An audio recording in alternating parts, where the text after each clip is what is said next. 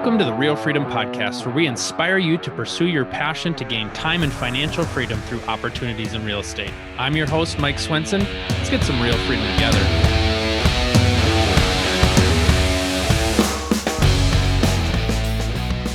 All right, welcome everybody to another episode of the Real Freedom Podcast, where we talk about building wealth, gaining time and financial freedom through different opportunities in real estate. And today we get a chance to talk about real estate syndications and what it's going to take to get started in a syndication, what you should be looking for. So if you're looking for passive investing opportunities, I know a lot of times investors think that they have to spend a lot of time and energy and sweat equity trying to house hack or do things themselves. This provides a great opportunity to be able to passively invest, partner with great operators who have done this before, who have experience, and give you those returns that you would want on your real estate investment. So today we've got Matt Jones here. Matt is also from Minnesota. It's not often we have another Minnesota guest on, but Matt is from Minnesota, a real estate investor who owns 40 multifamily units and 244 beds of senior assisted living. CEO of Hawkwing Capital, which helps people become passive investors in syndications. You have a Master of Science in Mental Health Counseling, which is handy building your relationships with people in real estate. We'll talk about how to do that too in the episode. You're the co-host of two podcasts, Passive Real Estate Podcast and Pillars of Wealth Creation with Todd Dexheimer. And you wrote the book about real estate that summarizes reviews top real estate books covering the full spectrum of real estate investing. Love talking with others about books and how to grow. And when not doing real estate, find you cooking unique meals, traveling the world, and going hiking with your wife. And so welcome, Matt, to the show. We're so excited to have you. Hey, it's great to be here. Why don't you just start by sharing a little bit about your background, how going from mental health to real estate and the journey and how you launched into the holdings that you have, and we'll go from there. Sure. Like you said, I have a background in mental health counseling as well as disability support. So, which has really nothing to do with real estate investing. But I read this little purple book called Rich Dad, Poor Dad, like so many people, and it just blew my mind. It took me a while before I actually took action on the lessons I learned from that and other books. But eventually I pulled the trigger and bought a triplex in 2015. So this was a live-in triplex. I lived in one unit, rented out the other two, what's called house hacking. I didn't know the term at the time, but that just seemed like a good way to create equity with other people paying down my mortgage. And it was just called buying a triplex and living in it. Yeah, have exactly. A fancy term at the time. No, exactly. And, I had managed some group homes for people with disabilities. So like managing, I self-managed the triplex, which was kind of like an easy group home for me. So kind of pulling on my background and experience and strengths to be able to do that. And that went all right. And it was profitable. And then I was saving up money from my work, my W-2, to be able to buy my next place. But it took me a couple of years before I had enough money for the next place, because now the first triplex I bought with an FHA loan, so only 3.5% down. But now buying my next place was an investment property that was 25% down. So it took me a little longer to save up. But anyway, was able to buy another triplex across town, and that and I was self-managed that for a while, but that just got to be a pain in the butt because still working full-time as well as managing these two properties across town, and it just got to be a bit of a headache when things inevitably went wrong at both places at different times. So I decided to step back and see like, okay, this is not a good use of my time, and I better just hire a property manager, even though it's going to cut into my profits, even though they're not going to manage the place as well as I can personally, but it saves me the time to be able to focus on growing my business, because it was just going so slowly compared to what I thought it would be. And then it was in 2019, I learned about real estate syndication as a concept. And that just blew my mind again. It's like learning reading Rich Dad, Poor Dad for the first time, just like, whoa, and learning about syndication for the first time. Wow, it solves all my problems for me. I was trying to scale up by getting these triplexes to eventually trade to a 10plex and then, 20 and so on and so forth to get to the bigger stuff. And I thought, man, this is going to take me 20 years, maybe 30 years before I can get anything close to 100. But with syndication, you can just jump right in. Like, you don't have to graduate through the levels. You can just start investing right away with larger stuff. And with syndication also, I'm no longer dependent upon my ability to save up my money to be able to get down payments, because really you're using other people's money with syndication when you're an active partner. Granted, you can invest passively with your own money as well, and often people do, and I actually like that as a concept. But yeah, anyway, so syndication, beautiful thing. It's really just a really complicated joint venture where a bunch of people are pooling their money and resources together. Some are active partners running the deal, some are passive and don't do any work whatsoever. But together they're able to make a much bigger deal happen than any of them could on their own. Yeah, what I love is it really is the power of using people's strengths. And what I've seen now working with investors, there's a lot of grind in doing your own properties, trying to manage it yourself, trying to find property managers, trying to find, if you don't have a property manager, then you're trying to be the general contractor, lining up vendors, and sometimes vendors flake out. I remember we had a flip and we were going to do electrical work, and he was supposed to start on a Monday, and the Friday before he got a larger job that was going to take him 2 months, and he bailed on us, and so now you're stuck trying to figure it out. And so there's all these time savings and hassle savings going from trying to do all that stuff yourself to leveling up to a bigger building. And in this case, you get somebody that knows and understands buildings, can pick out a good deal, right? If I'm, working my W-2 job, I don't have time to go find a great deal, nor am I in the industry long enough to maybe recognize what a good deal is. And so you're partnering with people who can do that. You're partnering with great lenders, and then you're partnering with great operators managing the property as well, whether it's somebody that's on site with a larger property or a company that you go through if it's maybe a smaller building.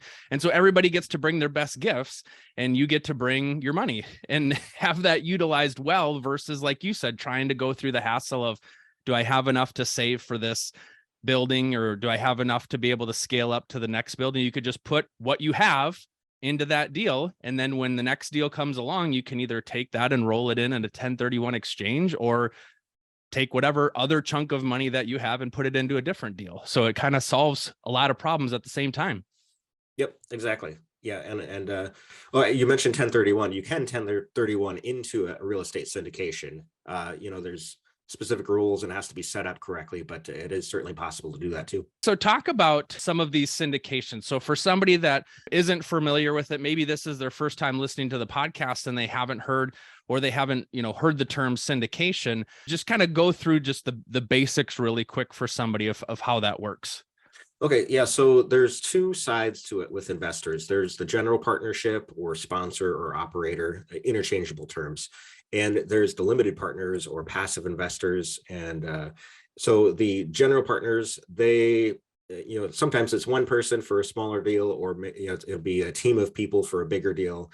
And there's different roles within it. So somebody has to find the deal, they have to underwrite it, they have to put in an offer and they have to get it under contract, and then there's a due diligence phase, which is making sure that everything's correct, walking through all the units, reading through all the leases, and doing environmental studies if needed, inspections, all this kind of stuff. And then also there's capital raising, so they have to raise capital from passive investors to be able to buy the place.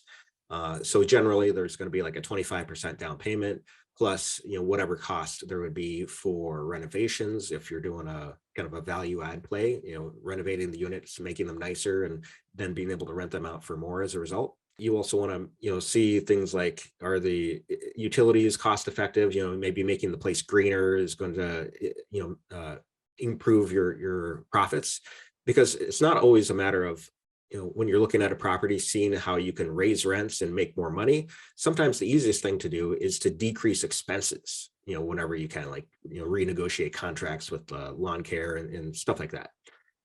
Anyway, so the general partners, they put the deal together, and the limited partners invest in the deal.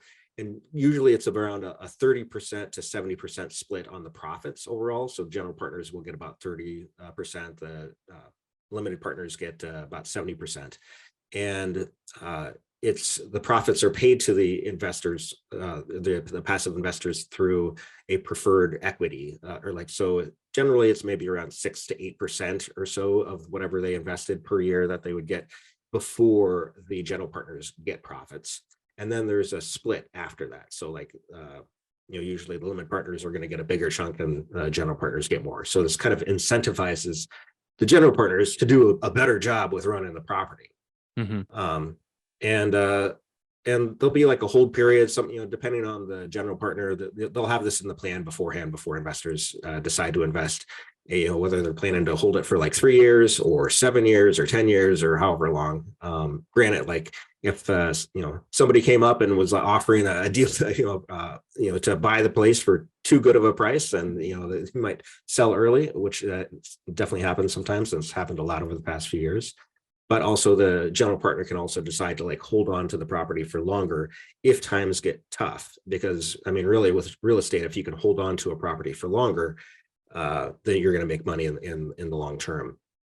And I would say also, like with the 2008 recession, there was a lot of foreclosures on single family homes, but there really weren't very many with large multifamily, because there's just more cushion behind that to be able to handle things that happen. And also you think about like the cost of running a 100-unit place versus 100 single family houses, like the property management cost is going to be about 10% of gross for the single family houses, but it's only going to be about 4% of gross profits for the 100-unit plus, because now you've also got the economy of scale. It's a lot more efficient to manage, and you can afford full-time on-site staff for leasing and maintenance. And if you're renovating the units, like you buy everything in bulk, same stoves, same flooring, same everything. Whereas 100 single family houses, everything's unique and a big struggle. Like it's, you're like doing 100 flips all at the same time if you try that. And you've done flips, and trying to do 100 at once, tricky. But 100 or 100-unit property, you've got contractors in there that are professional, and they can get it down to a T, like one after the other sort of thing. So it's just a lot more, you get a better multiplier essentially by, looking at syndication with large multifamily or other kinds of properties as well. For me, it's a lot safer at the same time. And too, with the syndication, so the way that this works is you are essentially, in the eyes of the SEC, the Securities and Exchange Commission, you're selling something to a person. So they don't have a say in what happens. And so that's the difference here. So if I was buying a flip property, I have the decision-making control over what to do. When you're a limited partner, you're limited, right? And so it's just as if, there's two sides of a table. The general partner's on one side, and we're offering this security to the person on the other side of the table. The general partner is the one kind of running it, making the decisions, and then the limited partner is entrusting them. But it's not like the limited partner can be like, you know what, actually, I gotta sell right now, and so we're gonna go ahead and sell the building. They can't make that decision as a limited partner. So that's where the Securities and Exchange Commission comes in and says, this is what you can do and can't do, right? In terms of monitoring that investment to make sure you're following the rules and the guidelines in place. Correct. Yeah. Generally speaking, if you're investing in a syndication, your money is not liquid. It's in there until the property refinances and you can cash out, or it sells, and then you get your original capital plus your share of the profits. But at the same time, like the profits are great. Like usually, I'm looking at syndications that can double an investor's money in 5 years, which you can invest your money in the stock market and maybe do okay, maybe do better. But the real estate is, for me, it's not a get rich quick thing, but it's a get rich for sure kind of thing. Plus, with investing into a syndication, you're an equity partner. So that means you're getting the tax benefits from the real estate ownership. You don't get that from investing in stocks at all. So it's just really nice. I mean, the laws in the United States were made for real estate investing. Like there's no other kind of business like it in the world or country in the world that allows this kind of profits for real estate. The United States is great for it. Yeah, like you said, it's not liquid. It's not like in the sense of, hey, I'm putting my money in Apple stock. I've watched it grow, and now I want to be able to sell it and take it out. But at the same time, like you said, yeah, you have a chance to make money in multiple areas, and I should say have a great profit margin, and the tax savings certainly is a huge help. Another idea too is if you're using, retirement funds, you can do a self-directed IRA where you're able to place money into a fund like that. Well, if it's retirement funds, you're not planning on using it next year anyhow. And so for something like that, you have a longer horizon. It's not like you're looking to sell that to go buy something. And so you're going to use that. So another great option is using something like a self-directed IRA, because if the building sells 6 months from now or 2 years from now, it's not like you're planning on having that money to do something else with it. And you can just roll it into the next future real estate investment after that building sells. Exactly. And that's a common way that people get, invested into their syndications, is by using their self-directed 401k or self-directed IRA. Now, with a lot of syndications out there, they might have a limit, or they might have like a low threshold in terms of the amount of money you can invest. And so do you want to just talk about that for a minute? It's not like, hey, I've got $1,000. I'm going to go put my $1,000 in there. Yes. So there, on a side, there is a type of syndication called crowdfunding, which they do have lower minimums, but that's more like, if you combine Kickstarter with real estate investing, and which is okay, but you don't get as much profits as you would with a regular syndication. So usually the minimums, it depends on the particular syndication and how they're setting it up, but it might be a $25,000 minimum, or a $50,000 minimum, or sometimes a $100,000 minimum that you need to invest to even get involved in that deal as a passive investor.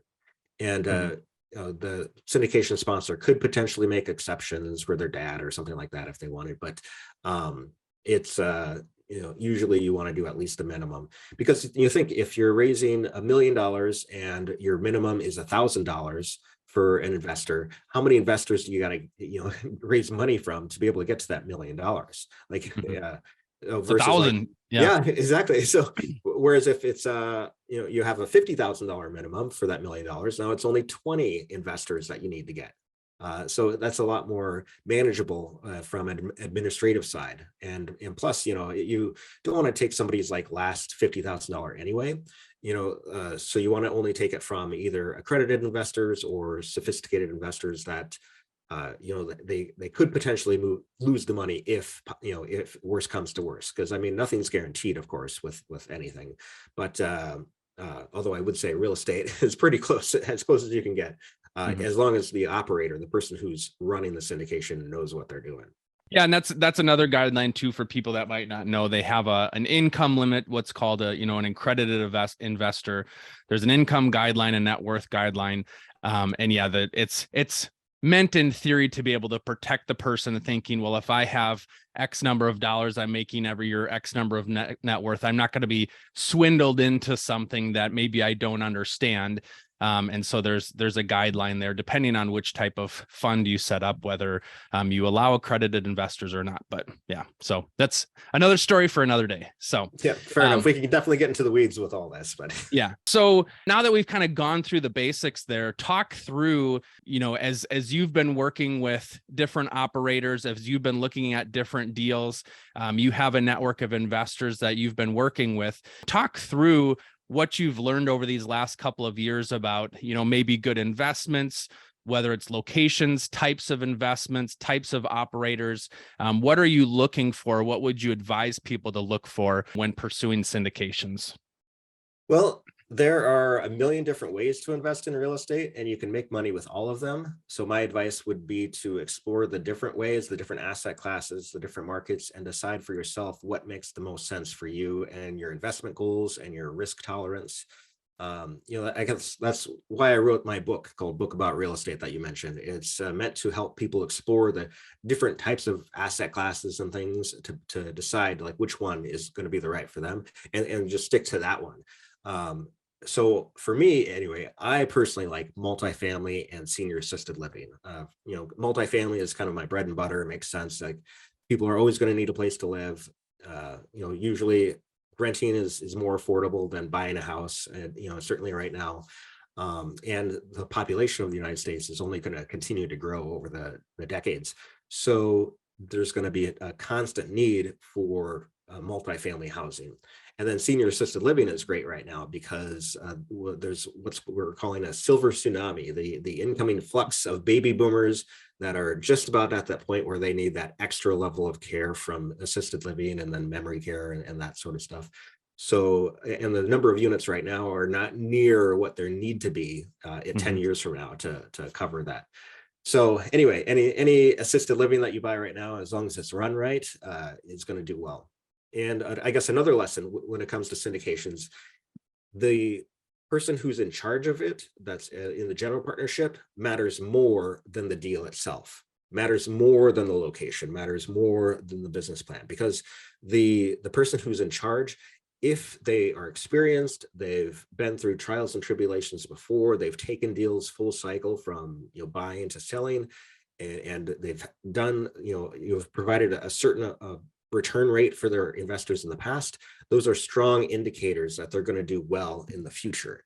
Whereas a new person or somebody who's shady, who if they find the best deal in the world, it doesn't matter because they're going to make it go sour pretty quickly. So the general partner or sponsor or the operator matters more than the deal. Yeah. So, and then as for markets, we're both local to Minnesota. I actually don't invest in Minnesota anymore. I mean, Minnesota's fine. It's kind of a slow and steady market. Doesn't have the big ups and downs like other markets do. But it's just not a great for growing my wealth, I suppose. There are good deals here, absolutely, and there are ways to find the deals and make them very profitable. But I prefer to put my money elsewhere in other states where there's just you get better bang for my buck, essentially. So I'm really bullish right now on Kentucky, Tennessee, and the Carolinas. I know other people that are really like Texas and some other places, but for me anyway, I try to, I can't analyze every market all at the same time. So I just kind of stick to that little area and have good deal flow and analyze the properties there. And one thing that you touched on was finding something that fits. And I think for people that are outside of real estate, they sometimes have a tough time getting their head wrapped around that because they're like, well, I just want to make money. Like what does it matter? But having worked with investors now for a few years, you learn that people have different preferences, just like, whether it's like you said, location, whether it's state, it might be part of town within that state or within that city. It might be, some properties need a lot of work. Some are a little bit more turnkey, and you might not be wanting to take that risk because, right, if there's a big renovation that needs to happen, things can go wrong. You might project costs are $300,000 and they turn out to be $500,000, and it really affects the financials. And so everybody kind of has their different risk tolerance and their preference. Some like more cash flow investments, some like more appreciation plays, some like the combo of both. And so there's all sorts of opportunities out there. And I think that's where people light up a little bit more when they hear about a certain investment opportunity versus a different one. And it's just hard to explain to somebody because they're like, well, what's the return, right? But when you start to explain it, they're like, oh, well, we got to do that. Well, what about this? What about that? Well, then you start to see maybe their risk tolerance isn't where they're at. So it's hard when you're outside of it to really understand kind of that preference piece, but you'll start to hone in on that as you go through the process, as you hear about different properties, you talk to different operators, and you'll kind of figure out what's going to be your jam, what's going to be what you really get excited about investing in, right? Yep, exactly. So it's important to explore, whether you read my book or there's so many great books out there that you can, and great podcasts like this one, webinars that you can listen to for free, or meetup groups that you can attend, or conferences. Like, you just have to get connected. I guess that's another big advice that I would have for investors is, don't do it alone. Like that was my biggest mistake when I first started. I thought like, okay, I don't want to share the profits with anyone. I'm just going to do all this on my own, and all the handyman work I can do on my own, I did. And it was a terrible use of my time. Like, even if I can paint better than somebody I can hire, it's more cost effective for me to hire somebody out for that. And also with networking, the more partners and people that you can work with and get deal flow and potential funding sources and investors, like you absolutely want to do it with other people. Real estate is a team sport. You could try to do it on your own and do okay, but you're just going to go a lot further, a lot faster by working with other people. And I think going back to my comment originally, talking about, yeah, everybody gets to bring their best skill set to the table. That's really where it's kind of the 1 + 1 = 3 type of mindset is, yeah, I get to use my money, put it in a place that I feel comfortable with the operator. Like you said, you want somebody that you can trust, that you know is going to take your money and grow your money. And so that's the other thing too, is yeah, when you do a good job as an operator, you want to make sure you do a good job on that property, because it'd be really easy to say, okay, we're going to sell this one, we're going to go buy a different one. Who's in? And the hope would be everybody's just like, yeah, take my money, just turn it into the next one. Right. And so that's the relationship piece that's really important, is when you develop good relationships with people and you show that you can help them make money, they're probably going to want to stick with you again, and continue to put your money with you because they trust you. And so, so yeah, when everything lines up, when you've got good operators, you've got that trust built, and they've shown that they can take their money and grow it, it's a great long-term relationship. Yep, exactly. And I mean, there's other ways to add value to people besides making the money, which is a good way, certainly, but also having good communication, or showing them that you're high integrity, that you can, help them get connected with other people that can help them. And the ways that you add value to people in real estate doesn't even have to be real estate related. Like, let's say you're at an event with other people, and you meet somebody who wants to learn how to play the guitar, and you happen to know how to play the guitar. You could offer to give them some lessons. I mean, it could be as simple as that, or it could be something specific, like if you're really good with computers, offer to, and you know that they're having trouble with their computer system in their real estate business, offer to help them work through that to get that under control. I mean, so if you find like specific ways to add value to a specific person, that's all the better, much better than just saying like, oh, if there's anything I can do for you, let me know. That's not specific enough. Like get to know people and see how you can get them connected with the resources they need, or you can provide them with what they need. Mm-hmm. So if I'm looking to get into real estate, or maybe I've been in real estate, but I'm not familiar with syndications, what would be some tips that you have in terms of how to go find these relationships? You had mentioned, you look at Kentucky and Tennessee and the Carolinas for investing, and you're located in Minnesota. So if I'm looking at investing in other states, how do I find people that are maybe doing work in the states I might be interested in investing in? How does that work? You just have to ask around. I mean, so you can either listen to podcasts to, pick up on people that are investing in the areas that you want to invest in with the asset classes that you want to invest in, or you can go to events, whether they be meetup events or, virtual, things on Zoom, or conferences. And then you just ask around to try to find who is working in those areas with those asset classes that you want, and who has good integrity, who has a good reputation. Because while there's a lot of people in real estate, it's really a small world at the same time. So people know other people, and by asking around, asking for referrals, if you're getting the same name over and over again of somebody that you should work with, that's somebody you should probably reach out to. Mm-hmm.